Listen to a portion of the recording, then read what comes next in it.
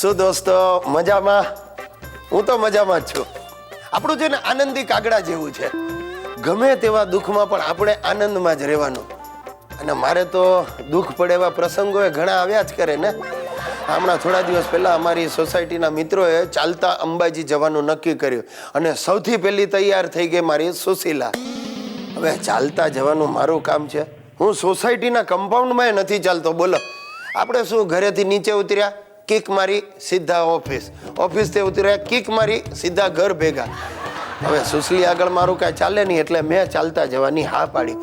હવે થયું એવું સાહેબ, ચંડોળા તળાવ સુધી અમે પહોંચ્યા ને ત્યાં તો કોણ જાણે કેમ મને કાંઈ હાફરો ચડ્યો, પરસેવે રેબઝેબ થઈ ગયો. અરે આમ ફેફસા ધમણની જેમ ચાલવા માંડ્યા અને આંખે અંધારા આવી ગયા ને હું રસ્તા વચ્ચે ઢગલો થઈને પડી ગયો. બધા ગભરાઈ ગયા. જીવતા જીવત મારી આમ ઠાઠડી ઉચકી અને બાજુમાં કેળાની લારી હતી એમાં મને નાખ્યો અને મેડિકલ કેમ્પમાં લઈ ગયા. તે ડૉક્ટરે તો આમ દૂરથી જ જોઈને કહી દીધું, કાંઈ નથી થયું, અમને ઊભા કરો. અરે પણ મને પૂછો, ત્યાં તો સુશલી આવી, એણે મને જોરથી 2 ચીમટા ભર્યા, ચીસ પાડીને ઊભો થઈ ગયો સાહેબ ને સંગ આગળ ચાલ્યો. હવે થોડું ચાલ્યા, એકાદ ગામમાંથી પસાર થતા હતા અને બધા ખાવા માટે રોકાયા અમે. અને મને શું દુર્બુદ્ધિ સૂજી, તે કૂતરું સૂતેલું એના ઉપર મેં આમ પૂરીનો એક ટુકડો ફેંક્યો અને કૂતરું ખાવાના બદલે મને ચોંટી પડ્યું. સાહેબ પછવાડેથી એક લોતીઓ કાઢી લીધો. અરે મારી તો ચીસ નીકળી ગઈ અને બૈરાઓ બધા કીકી કરીને હસવા લાગ્યા. એવો કાળ ચડ્યો, મને થયું કે જઈને બધી ડોસીઓના ગળા દબાવી દઉં, પણ દુખાવો એટલો થાય, કરવું શું? તે પાછો મને ગામમાં લઈ ગયા બીજા ડૉક્ટર પાસે. એણે જોઈને કાંઈક પાટાપિંડી કર્યા સાહેબ. અને મારાથી હવે ચાલવાની તો કોઈ ત્રેવડ જ નથી. બધા વિચારમાં પડ્યા કે હવે આગળ કેમ વધવું. ત્યાં સુશીલાએ આઈડિયા આપ્યો કે ના, માતાજીના દર્શન અધવચ્ચે ના મુકાય, એટલે એક હાથગાડી ભાડે કરી એમાં મને સુવડાવ્યો ને સંગ ઉપડ્યો પાછો અંબાજી ભણી. સાહેબ મારી જે હાલત થઈ છે, ધોમ ધકતા તડકામાં હાથગાડી ઉપર હું કણસતો પડી રહ્યો. અને આ સોસાયટીવાળા બધા અંદર ઘૂસપૂસ કરતા હતા. આ ગિરીશભાઈને રસ્તે રઝળતું કૂતરું કરડ્યું, હડકવા પણ થઈ શકે, આપણે તો દૂર જ રહેજો. તમે નહીં માનો, હાથગાડીને ધક્કો મારવા કોઈ તૈયાર ન થાય સાહેબ. હું જરાક આમ ભૂલથી હસું ને તો બધાને થાય ઊભો થઈને હમણાં બટકું ભરશે. સુશીલાએ હાથગાડીને ધક્કા માર્યા સાહેબ. હવે અંબાજી પહોંચ્યા ને ચઢાણ આવ્યું ને સુશીલાએ હાથ ઊંચા કરી દીધા. મારાથી હાથગાડીને ધક્કો નહીં મરાય. અરે સાહેબ પાછી મીટિંગ ભરાય કે હવે ગિરીશ કુમારનું કરવું શું. તે એક એસટી જતી હતી એમાં મને ઉચકીને બેસાડ્યો ને બધા ગયા અંબાજી ભણી. સાહેબ આખી વાર્તાનો મર્મ શું છે કે ભગવાનની ઈચ્છા હોય, માતાજીની ઈચ્છા હોય તો જ એમના દર્શન થાય, બાકી પગથિયેથી પાછા ફરવું પડે. હવે અમારી સુશીલા માતાની ઈચ્છા હતી પણ અંબામાની ઈચ્છા નહોતી, એમાં મારા આ હાલ થયા.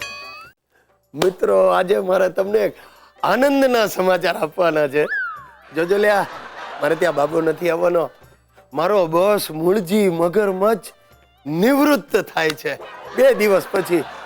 આખો સ્ટાફ આનંદમાં આવી ગયો છે કે આટલા વર્ષે છુટકારો મળશે. તમે નહીં માનો, મારા બોસે મૂળજીભાઈની સેવાની કદર રૂપે બહુ વિચાર્યા પછી એને સાયકલમાં હવા ભરવાનો એક પંપ ભેટ આપવાનું નક્કી કર્યું છે. કાળી ચૌદસને દિવસે જ કાળમુખો વિદાય થશે અને પછી આખું વર્ષ અમારે દિવાળી. એક મોટો વિદાય સમારંભ જેવું ગોઠવ્યું છે, જેમાં ઓફિસની બહેનો કર્કશ અવાજે પ્રાર્થના ગાશે. અને આ મૂળજીભાઈએ તો કેટલી તૈયારીઓ કરી છે. ચિત્તાની ચામડી જેવા કલરના કપડાનો એક સફારી સીવડાવ્યો છે. સમારંભમાં બિલાડા જેવા એના 2 પુત્ર રત્નો હાજર રહેશે અને સાથે હિડંબા જેવી એમની ધર્મપત્ની પણ ઉપસ્થિત રહેશે. આખા કાર્યક્રમનું સંચાલન મારે કરવાનું છે. અમારા ચેરમેન જીવનલાલ પણ હાજર રહેવાના છે. મૂળજીભાઈને રોકડ રકમની થેલી અર્પણ કરશે. હું એકલો જાણું છું એ થેલીમાં 501ના પરચુરણથી 1 પાઈ વધારે નહીં હોય, કારણ કે આ જીવનલાલ રજાના દિવસે ઘરે થીગડા મારેલું ધોતિયું જ પહેરે છે. જે હોય તે, પણ મેં મૂળજીભાઈને બિરદાવતી શાયરીઓ તૈયાર કરી છે. તમને સંભળાવું કે લીધી છે તમે ઓફિસની બહુ કાળજી, 25 વર્ષનો સંબંધ છે મારો તમારો મૂળજી. કેવી લાગી? એક બીજી પણ લખી છે કે લિફ્ટ બંધ હોય છતાં ચડતા તમે રોજ 10 માળજી. હવે 60 થયા લેજો તબિયતની કાળજી. જો વાત નહીં માનો મારી તો બની જશો ભૂતકાળજી. સાહેબ તમારે પણ કોઈ પ્રસંગ હોય ને શાયરી લખવી હોય જરૂરથી મારો કોન્ટેક્ટ કરજો.